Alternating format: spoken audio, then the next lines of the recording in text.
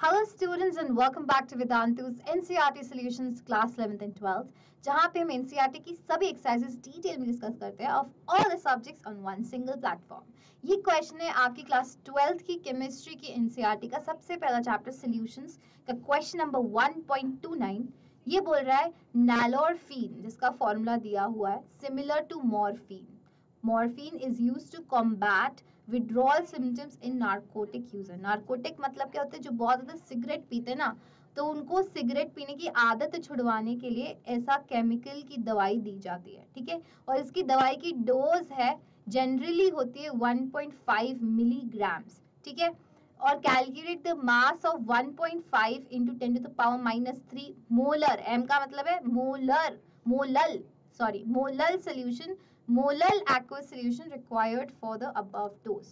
ठीक है, अब हम एक एक करके चलते हैं। सबसे पहले आपको क्या दिया हुआ है, आपको दी हुई है मोलालिटी। क्या दी हुई है? मोलालिटी। मोलालिटी का क्या फॉर्मूला होता है? मोलालिटी, मोलालिटी होती है number of moles of solute, number of moles of solute. Solute कौन सा है यहाँ पे हमारा? ये है नैलोरफीन, जिसका ये केमिकल फॉर्मूला है।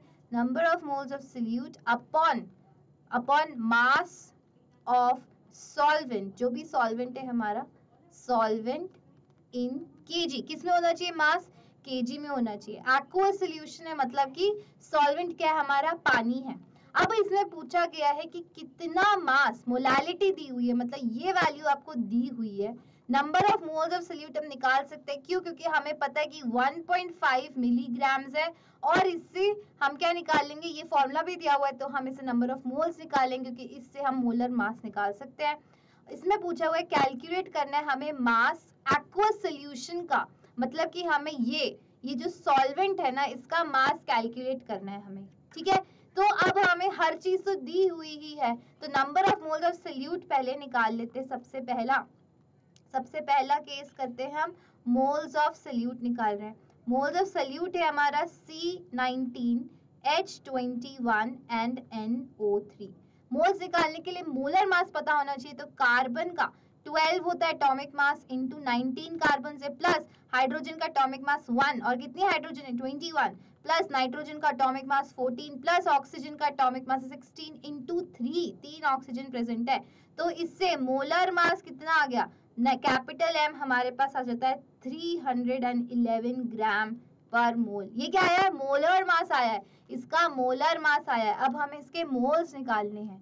क्या निकालने हैं बच्चा? Number of moles of C19 था ना, C19 H21 एंड NO3, इसके नंबर ऑफ मोल्स निकालेंगे। तो given mass upon molar mass, given mass कितना है, कितनी डोज की जरूरत है? 1.5 मिलीग्राम्स। मिलीग्राम्स का मतलब है 1.5 इंटू 10⁻³ ग्राम्स। हो गया क्या? नहीं हुआ? ये मतलब ग्राम्स में हो गया, क्योंकि मोलर मास भी हमने ग्राम्स में कैलकुलेट किया था, विच वाज 311 ग्राम पर मोल, ये था। अब इससे हमारे नंबर ऑफ मोल्स कितने आ गए? इससे हमारे नंबर ऑफ मोल्स आएंगे बच्चा 0.0048 इंटू 10⁻³ मोल्स। किसके मोल्स आएंगे? हमारे इस वाली केमिकल के मोल्स आ चुके हैं। अब मोल्स आ गए हैं, मोलालिटी दी हुई है, अब हमें वॉल्यूम कैलकुलेट करना है। तो कुछ नहीं, सब कुछ इस वाले फॉर्मूले में पुट कर दो, मोलालिटी के फॉर्मूले में पुट कर दो। तो मोलालिटी जो हम स्मॉल m से रिप्रेजेंट करते हैं, उसके फॉर्मूले में क्या था? Number of moles.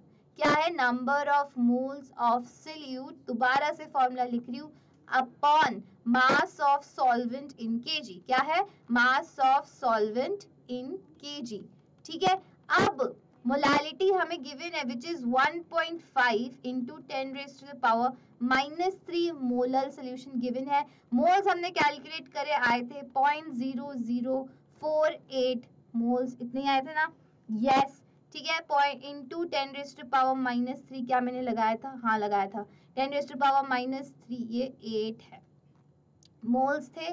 और हमें ये तो कैलकुलेट करना है मास ऑफ सॉल्वेंट, ठीक है। ये हमें नीचे वाला, इसको मैं लिख देती हूँ कैपिटल M और यहाँ पे लिख देती हूँ S, ठीक है। मास ऑफ सॉल्वेंट हमें कैलकुलेट करना है ना।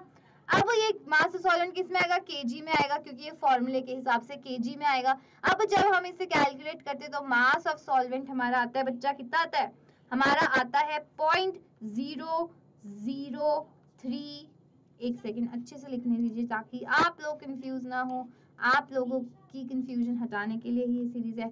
0.0321 केजी, ठीक है, इतना केजी आया है, इतना केजी सॉल्वेंट होना चाहिए आपके पास, पानी, इतना पानी होना चाहिए। तो मतलब मास ऑफ वाटर लिख दूं यहाँ पे, मास ऑफ वाटर यहाँ पे कितना आएगा, which is equals to 3.2 grams, हो गया। इतना केजी तो इतना ग्राम मुझे पानी चाहिए, यही क्वेश्चन में पूछा था, कुछ नहीं करना। मोलालिटी गिवन थी, मोलालिटी क्या गिवन थी हमें, मोलालिटी हमें सोल्यूट का मास गिवन था, उसका मोलर मास हमने निकाल लिया, उससे हमें मास ऑफ सॉल्वेंट निकाल लिया, वही पूछा था। इतना इजी पीजी क्वेश्चन है, थोड़ा सा घुमा फिरा के आपको बता देते, तो डरना नहीं है बड़े क्वेश्चन देख के, पढ़ो और बताओ अच्छा ये दिया ये दिया ये दिया है, कैलकुलेट क्या करना है, फिर देखो कैलकुलेट क्या करना है, उससे ये देखो कि फिर क्या क्या मेरे को चाहिए इसके लिए। तो इसमें से मुझे मोल्स चाहिए थे, मोलालिटी तो दी हुई थी, केवल मोल्स कैलकुलेट करके मास कैलकुलेट हो गया, इजी पीजी। फिर भी कोई डाउट है, let me know in the comment section below and I'll see you in the next video. Also don't forget to like and subscribe the channel. Bye bye.